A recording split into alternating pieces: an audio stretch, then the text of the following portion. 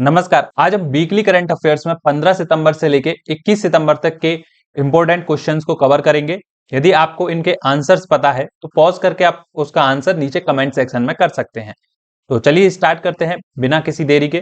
तो सबसे पहला क्वेश्चन है हमारा आज का, तमिलनाडु सरकार द्वारा अनाथ बच्चों को मासिक वित्तीय सहायता प्रदान करने के लिए शुरू की गई योजना का नाम क्या है?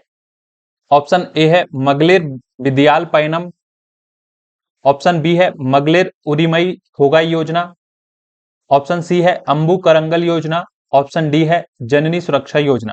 तो इसका राइट आंसर है ऑप्शन सी, अंबु करंगल योजना।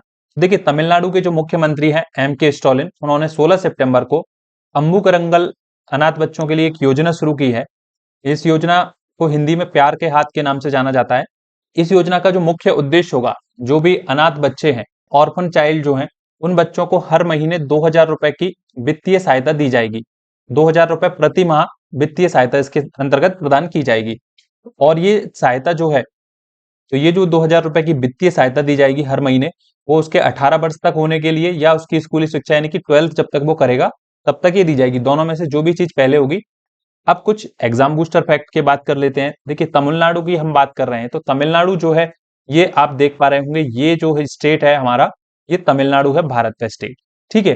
तो इसकी स्थापना हुई थी 1 नवंबर 1956 को, जो मद्रास राज्य के रूप में इसकी स्थापना हुई थी। फिर उसके बाद इसका नाम परिवर्तन किया गया था 14 जनवरी 1969 को। मद्रास से इसका नाम बदलकर फिर तमिलनाडु कर दिया गया था। और इसकी जो राजधानी है वो चेन्नई है, और चेन्नई यहाँ का सबसे बड़ा शहर है। यहाँ पे बात की जाए तो टोटल 38 जिले हैं। और इंपोर्टेंट चीजों की हम बात करें तो देखिए, उच्च न्यायालय है जो मद्रास उच्च न्यायालय के नाम से जाना जाता है, जो कि चेन्नई में स्थित है। देखिए, सबसे इंपॉर्टेंट चीज जो आपको ध्यान रखनी है तमिलनाडु के बारे में, तो जो अक्सर पूछा जाता है एग्जाम में, एक जो भरतनाट्यम है, जो यहाँ का राजकीय नृत्य है भरतनाट्यम, तो ये अक्सर पूछा जाता है भरतनाट्यम का संबंध किस राज्य से है, तो ये तमिलनाडु से है। ठीक है। एक क्वेश्चन जो अक्सर पूछा जाता है और थोड़ा सा कंफ्यूजिंग भी रहता है, एक क्वेश्चन पूछा जाता है कि भारत की मुख्य भूमि का दक्षिणतम बिंदु यानी कि साउथर्न मोस्ट पॉइंट कौन सा है? तो उसमें आंसर हम लगाते हैं कन्याकुमारी, जो कि तमिलनाडु में है यहाँ पे कहीं। ठीक है। तो कन्याकुमारी क्या है? जब पूछा जाए भारत की मुख्य भूमि, यानी मुख्य भूमि की जब बात की जाती है, तब उसका आंसर होता है कन्याकुमारी। ठीक है। जब ये पूछा जाए कि भारत का दक्षिणतम बिंदु कौन सा है, तो संपूर्ण भारत की बात हो रही है, तो उसका दक्षिणतम बिंदु यहाँ पे निकोबार आइसलैंड में आता है, इंदिरा पॉइंट। ठीक है, ये चीज आप ध्यान रखेंगे। तो दोनों चीज ध्यान रखेंगे कि जब भारत की मुख्य भूमि के बारे में पूछा जाएगा तो कन्याकुमारी है दक्षिणतम बिंदु, और यदि भारत का मुख्य बिंदु पूछा जाएगा तो वो इंदिरा पॉइंट है। तो ये इंपॉर्टेंट चीज आपको ध्यान रखना है। अगला क्वेश्चन है हमारा, भारतीय स्टेट बैंक यानी एसबीआई ने यस बैंक में अपना 13.18% यानी 13.18% जो शेयर था, वो किस जापानी वित्तीय संस्थान को विक्रय किया है? ऑप्शन ए है Mitsubishi UFJ financial group, option B है Sumitomo Mitsui banking corporation, option C है निक्केई बैंक, ऑप्शन डी है मिजोहो फाइनेंशियल ग्रुप। तो इसका राइट आंसर है option B, Sumitomo Mitsui banking corporation, यानी एसएमबीसी बैंक को जो है एसबीआई ने जो है अपने यस बैंक की जो हिस्सेदारी थी वो इसको बेच दी है, जो जापान की। तो सुमितोमो मित्सुई बैंकिंग को जो है अपनी 13.18% हिस्सेदारी जो है वो यहाँ पे बेच दी है एसबीआई ने। देखिए, यहाँ पे एसबीआई की बात की जाए तो देखिए, ये एसबीआई जो है पहले इंपीरियल बैंक हुआ करता था। 1921 में ये इंपीरियल बैंक था, और इंपीरियल बैंक बना था जो bank of Calcutta, bank of Madras और बैंक ऑफ बॉम्बे, इन तीनों को मिलाकर जो है इंपीरियल बैंक बना था। और उसके बाद 1955 में उसके बाद भारत सरकार ने इसको नियंत्रण में ले लिया। तब से ये जो है SBI state bank of India के रूप में जाना जाता है। देखिए, इसके हेडक्वार्टर की यदि बात की जाएगी एसबीआई के, मुंबई महाराष्ट्र में ये इसका हेडक्वार्टर है। अब बढ़ते हैं अगले प्रश्न की तरफ। देखिए, नेशनल पेमेंट कॉर्पोरेशन के द्वारा यूपीआई P2M यानी व्यक्ति से व्यापारी लेन देन की नई दैनिक अधिकतम निर्धारित सीमा क्या है? ऑप्शन ए है 1 लाख रुपए, ऑप्शन बी है 2 लाख रुपए, ऑप्शन सी है 5 लाख रुपए, ऑप्शन डी है 10 लाख रुपए। तो option D is a correct answer. 10 lakh रुपए जो है यूपीआई की लिमिट हो गई है व्यक्ति टू व्यापारी, यानी पर्सन टू मर्चेंडाइज। देखिए, तो ये जो लिस्ट है 10 लाख रुपए कर दी गई है। देखिए, व्यक्तिगत ट्रांजेक्शन की बात करें पर्सन टू पर्सन, वो अभी 1 लाख रुपए ये पर डे जो आप कर सकते हैं 24 आवर्स के अंतर्गत। तो यदि आप शेयर मार्केट वगैरह में करते हैं तो पहले जो लिमिट थी वो 5 लाख थी, अब 10 लाख हो गई है। इसी प्रकार से इंश्योरेंस, ई मार्केट वगैरह, ट्रेवल वगैरह जो है, तो इन सब में लिमिट जो है पहले से बढ़ा के अब 10 लाख कर दी गई है। यानी 24 घंटे में आप जो है 10 लाख रुपए तक का ट्रांजेक्शन कर सकते हैं।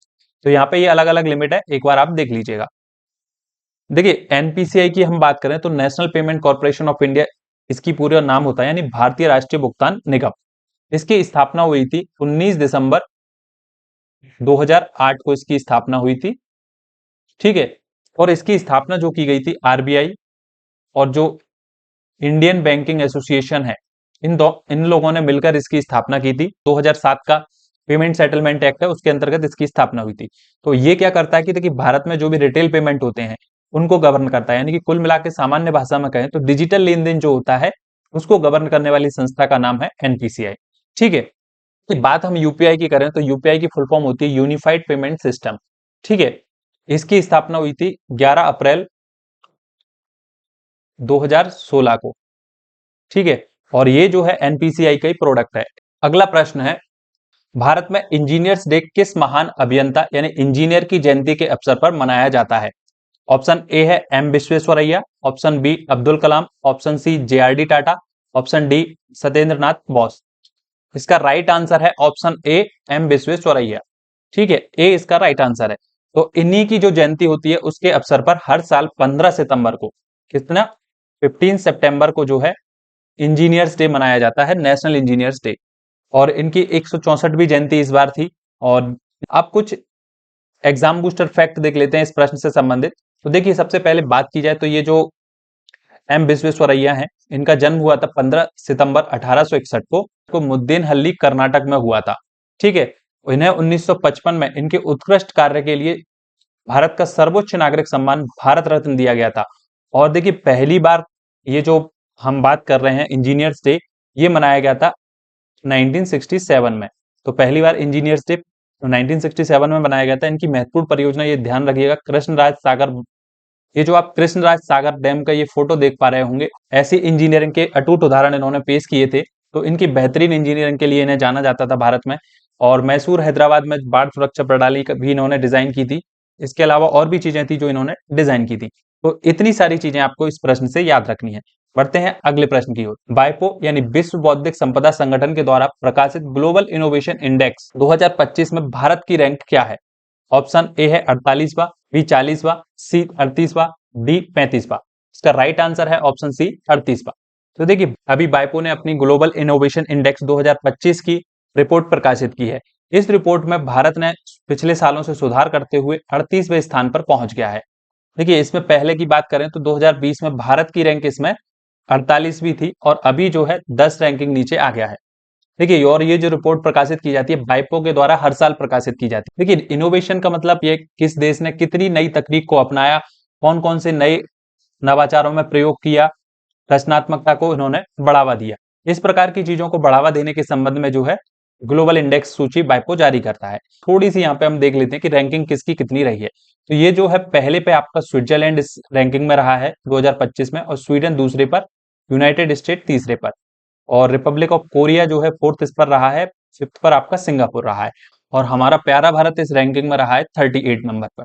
ठीक है, देखिए सबसे लास्ट की बात की जाए तो ये जो रिपोर्ट तैयार की गई थी 139 देशों को शामिल करके ये रिपोर्ट तैयार की गई थी। ये इसके अंदर नाइजर जो है 139वें नंबर पर रहा है, 138वें नंबर पर रहा है अंगोला। तो इस प्रकार से ये पूरी लिस्ट है। अब बात की जाए बाइपो की, यानी वर्ल्ड इंटेलेक्चुअल प्रॉपर्टी ऑर्गेनाइजेशन की, तो देखिए इससे दो महत्वपूर्ण क्वेश्चंस आते हैं। एक तो क्या है, ये स्पेशल एजेंसी है यूएन की।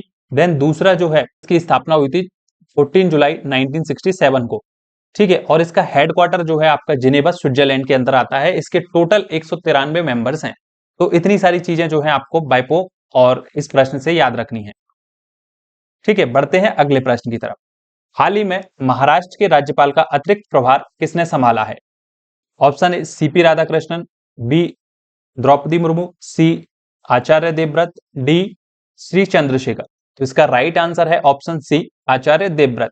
तो देखिए जैसा कि 9 सितंबर को हमारे यहाँ पे उपराष्ट्रपति के चुनाव हुए थे, और उसमें सीपी राधाकृष्णन जो थे वो उपराष्ट्रपति बन गए हैं, भारत के 15वें उपराष्ट्रपति बन गए हैं। क्योंकि सीपी राधाकृष्णन जो थे चुनाव जीतने से पहले महाराष्ट्र राज्य के राज्यपाल थे, उसके बाद ये अब जो है वाइस प्रेसिडेंट बन गए हैं। उसके बाद से ये पद खाली हो गया था महाराष्ट्र के अंदर, तो जो गुजरात के राज्यपाल हैं अभी वर्तमान में आचार्य देवव्रत, इनको ही अतिरिक्त प्रभार दिया गया है और 15 सितंबर 2025 को महाराष्ट्र के राज्यपाल के रूप में इन्होंने शपथ ग्रहण की। देखिए यहाँ पर राज्यपाल से संबंधित कुछ इंपोर्टेंट पॉइंट को डिस्कस कर लेते हैं, यानी कि आपके जो गवर्नर होते हैं उनसे संबंधित। तो देखिए कॉन्स्टिट्यूशन में इनके संबंध में प्रावधान किया गया है आर्टिकल 153 से लेके 161 तक। ये इंपोर्टेंट आर्टिकल्स हैं, आपको ध्यान रखना है। और 153 में ही ये बताया गया कि प्रत्येक राज्य के लिए एक राज्यपाल होगा। अब मेरा आपसे एक सवाल है, किसी एक राज्य का राज्यपाल दो या अधिक राज्यों का राज्यपाल नियुक्त किया जा सकता है, ये कौन से आर्टिकल में प्रावधान किया गया है, ये आपको कमेंट सेक्शन में बताना है। दूसरी चीज, यदि इस प्रकार का जो प्रावधान किया गया है क्या मूल संविधान में था और नहीं था तो वो कौन से संविधान से इसमें जोड़ा गया है, ये चीज आपको बतानी है कमेंट सेक्शन में। ठीक है, ये बहुत इंपॉर्टेंट क्वेश्चन है। ठीक है, तो इतनी सारी चीजें इस प्रश्न से याद रखनी है। बढ़ते हैं अगले प्रश्न की तरफ। देखिए केंद्रीय स्वास्थ्य परिवार कल्याण मंत्रालय द्वारा शुरू किए गए स्वस्थ नारी सशक्त परिवार अभियान SNSPA का मुख्य उद्देश्य क्या है? केवल बच्चों में कुपोषण को दूर करना, बी उच्च शिक्षा के लिए वित्तीय सहायता देना, ऑप्शन सी केवल ग्रामीण क्षेत्रों में पेयजल उपलब्ध कराना, डी महिलाओं के स्वास्थ्य मुद्दे जैसे एनीमिया, कैंसर और मधुमेह की व्यापक स्क्रीनिंग सुनिश्चित करना। तो इसका राइट आंसर है ऑप्शन डी। देखिए जो स्वस्थ नारी सशक्त परिवार अभियान है, इसकी शुरुआत की गई है 17 सितंबर से 2 अक्टूबर तक। प्रधानमंत्री नरेंद्र मोदी के जन्मदिन से 75वें जो जन्मदिन था उसके उपलक्ष्य में 17 सितंबर से 2 अक्टूबर तक, गांधी जयंती तक ये जो कार्यक्रम है चलेगा। इसका मुख्य उद्देश्य जो महिलाएं हैं उनके लिए देश भर में 1 लाख से अधिक स्वास्थ्य शिविर यानी हेल्थ कैंप लगाए जाएंगे और उनके माध्यम से विशेष रूप से जो एनीमिया, कैंसर और जो डायबिटीज है उन रोगों के संबंध में उनकी स्क्रीनिंग की जाएगी और इलाज किया जाएगा। ठीक है, तो सशक्त नारी सशक्त परिवार अभियान का ये उद्देश्य है और कब से कब तक चलाया गया है, ये चीज आपको ध्यान रखनी है। बढ़ते हैं अगले प्रश्न की तरफ। तो अगला प्रश्न है, किस देश ने दुनिया की पहली, ध्यान रखना, वर्ल्ड की फर्स्ट AI संचालित कैबिनेट मिनिस्टर डियला को अपॉइंट किया है यानी नियुक्त किया है? ऑप्शन ए है नॉर्वे, बी अल्बानिया, सी एस्टोनिया, डी सिंगापुर। तो इसका राइट आंसर है ऑप्शन बी अल्बानिया। देखिए अल्बानिया ने दुनिया का यानी वर्ल्ड का पहला कृत्रिम बुद्धिमत्ता यानी AI संचालित कैबिनेट मिनिस्टर अपॉइंट किया है।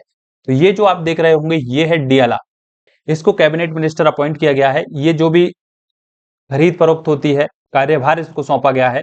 ये ई पोर्टल के माध्यम से ये सारी चीजें काम करेगी ताकि भ्रष्टाचार और मानवीय पक्षपात को कम किया जा सके। तो डियला जो है भैया पहले दुनिया की पहली कैबिनेट मिनिस्टर बनने वाली AI मॉडल बन गई है। अगला प्रश्न है, 2025 स्पीड स्केटिंग वर्ल्ड चैंपियनशिप में सीनियर पुरुष 1000 मीटर स्प्रिंट में भारत के लिए पहला स्वर्ण पदक किसने जीता है?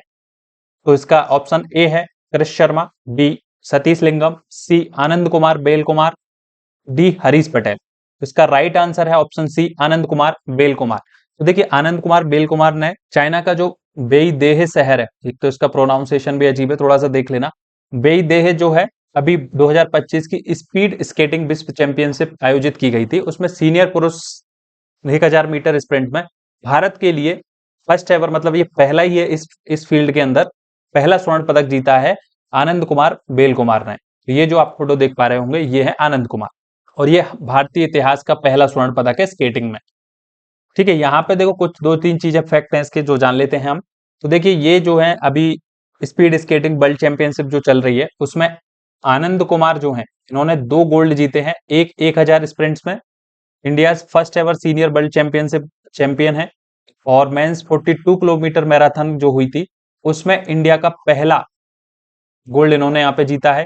उसके बाद आनंद कुमार जो है इन्होंने मेंस 1500 स्प्रिंट के अंदर ब्रॉन्ज मेडल भी जीता है सीनियर कैटेगरी में। देखिए कृष शर्मा जो है इन्होंने जूनियर मेंस में 1000 स्प्रिंट के अंदर गोल्ड जीता है, India first junior world championship gold इन्होंने जीता है। और अनीस राज जो है इन्होंने junior mains 1 lap road sprint में ब्रॉन्ज मेडल जीता है, इंडिया का पहला इस कैटेगरी में। तो ये लिस्ट आप ध्यान से पढ़ लीजिएगा, ये आने वाले एग्जाम में काफी पूछी जाएगी। अगला प्रश्न है, देश का पहला 5 ऐप मॉडल पर आधारित PM मित्रा पार्क कहां स्थापित किया जा रहा है? ऑप्शन ए है भोपाल, बी जयपुर, सी पुणे, डी धार। तो इसका राइट आंसर है D4 धार। देखिए प्रधानमंत्री नरेंद्र मोदी ने अपने जन्मदिन पर 17 सितंबर को मध्य प्रदेश के धार जिले के भैंसोला गांव के अंदर पीएम मित्रा पार्क का उद्घाटन किया है। और ये जो पार्क है भारत का पहला पीएम मित्रा पार्क बनेगा। देखिए ये पार्क लड़का लड़कियों के घूमने का पार्क नहीं है, ये टेक्सटाइल पार्क है। ठीक है, अब ये टेक्सटाइल पार्क क्या होता है इस पर अपन बात करते हैं। देखिए प्रधानमंत्री मोदी ने जो पीएम मित्र पार्क है पूरे देश में जो है 7 बनाए जाएंगे। वो कौन कौन सी जगह होंगी जिन्हें हम आगे देखेंगे। तो देखिए पीएम मित्रा जो पार्क है उसकी फुल फॉर्म है प्रधानमंत्री mega integrated textile reason apparel park. तो इसका उद्घाटन जो है प्राइम मिनिस्टर नरेंद्र मोदी के द्वारा किया गया है और इसके अंतर्गत लगभग 3 लाख लोगों को रोजगार उपलब्ध होगा। इस पार्क में जो हमारा कपड़ा उद्योग है उसको बढ़ाने के लिए ये पार्क बनाया गया है। इसके अंदर कपड़ा उद्योग से संबंधित जो भी इंडस्ट्रीज होंगी वो लगाई जाएंगी। यहाँ पे वर्कर के लिए रहने की सुविधा वगैरह सब होगी। तो एक सिटी होती है उसी टाइप से ये पूरा पार्क बनाया गया है। यहाँ पे सारी सुविधाएं होंगी।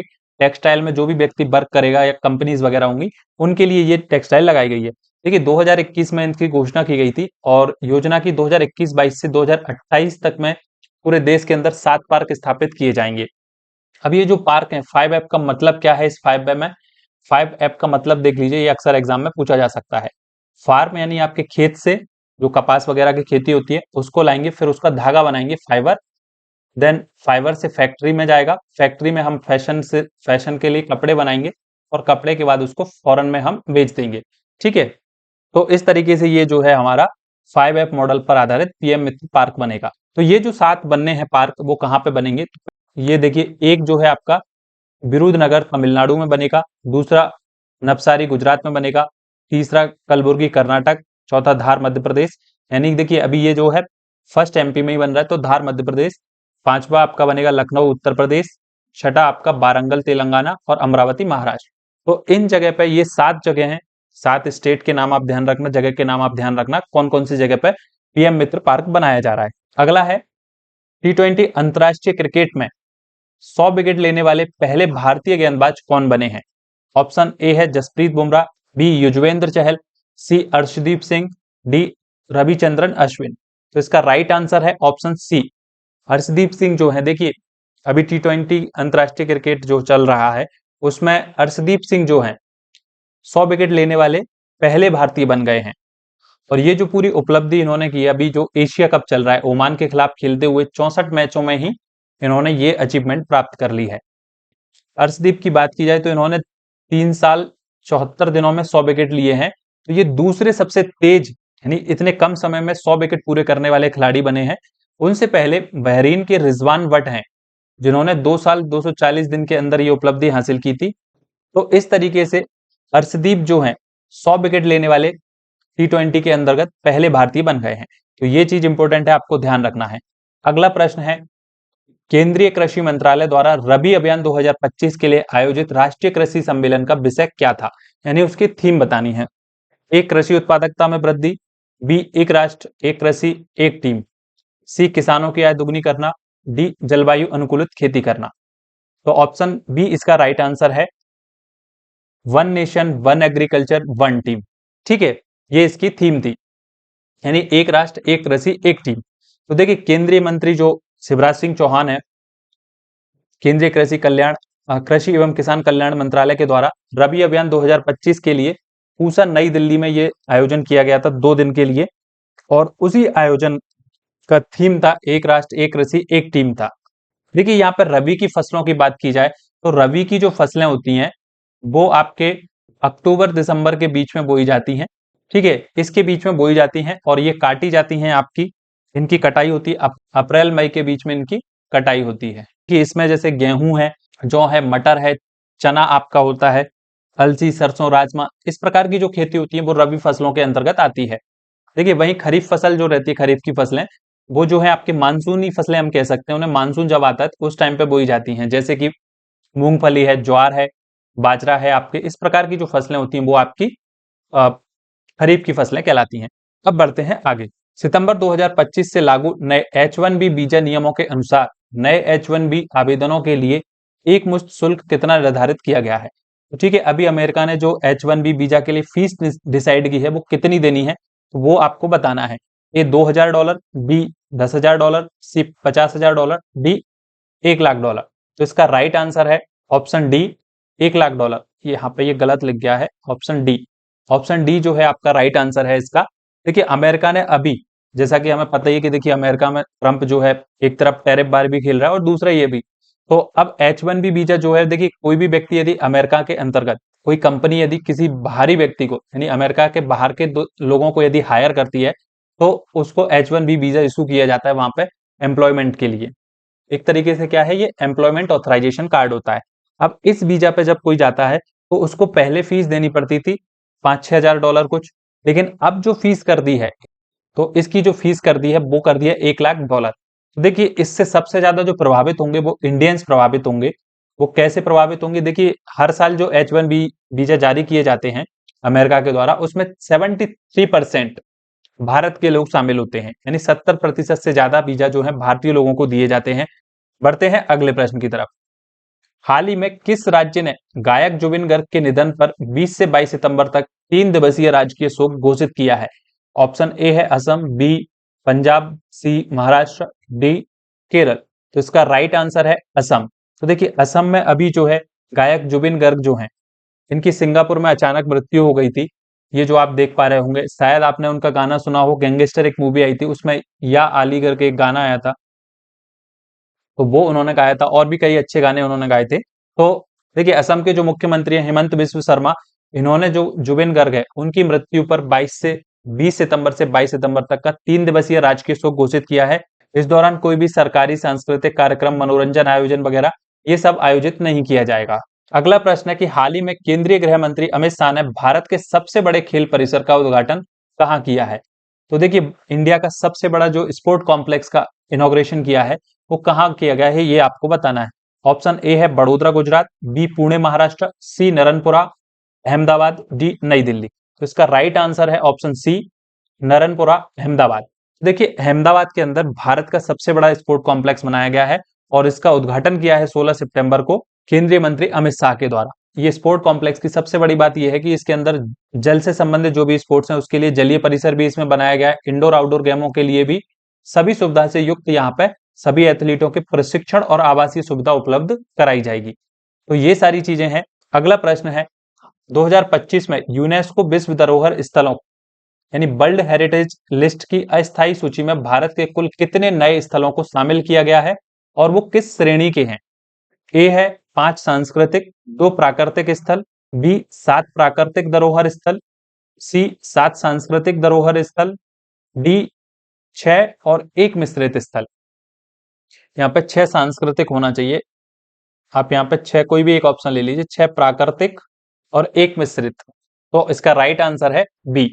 देखिए अभी यूनेस्को वर्ल्ड हेरिटेज साइट जो है तो उसमें अभी अस्थायी सूची में यानी कि जो टेंटेटिव लिस्ट होती है उसमें अभी भारत 7 नई साइट को इसमें शामिल किया गया है जो कि प्राकृतिक धरोहर स्थल हैं जिन्हें अभी शामिल किया गया है। ठीक है, ये जो आप देख पा रहे होंगे ये 7 कौन कौन से हैं, तो देखिए डेक्कन ट्रैप्स है आपका, पचगनी महाबलेश्वर महाराष्ट्र में है, दूसरा सेंट मैरिज द्वीप समूह है उडुपी कर्नाटक में है, तीसरा मेघालयन युग की गुफाएं हैं जो ईस्ट खासी हिल्स मेघालय में है, नागा हिल्स ऑफियोलाइट किफिरे नागालैंड में है ये, पांचवा है एर्रामट्टी डिब्बालू विशाखापट्टनम आंध्र प्रदेश में है, और छठवा है आपका त्रिमुला हिल्स तिरुपति आंध्र प्रदेश में, और सातवां है बरकला क्लिफ बरकला केरला में।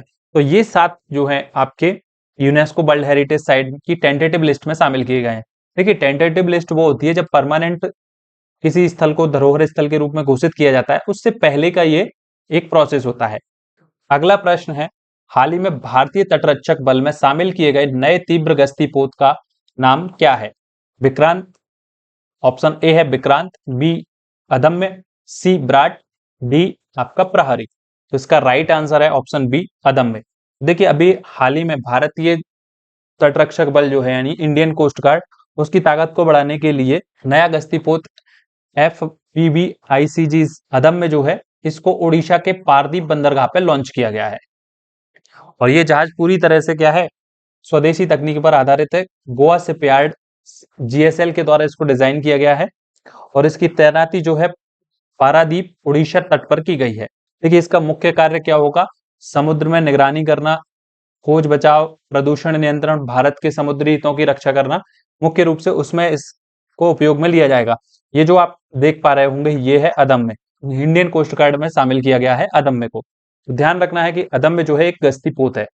तो इतनी सारी चीजें आपको ध्यान रखनी है। ये थे 15 सितंबर से 21 सितंबर तक के मोस्ट इंपोर्टेंट करंट अफेयर्स। आपको कोई भी डाउट है इन करंट अफेयर्स को लेके तो नीचे आप कमेंट सेक्शन में पूछ सकते हैं। और आपको ये करंट अफेयर्स की सीरीज कैसी लग रही है, अपनी राय भी आप नीचे कमेंट में बताएं। आगे के वीडियोस के लिए चैनल को सब्सक्राइब जरूर कर लीजिएगा। मिलते हैं अगले वीडियो में। Thank you.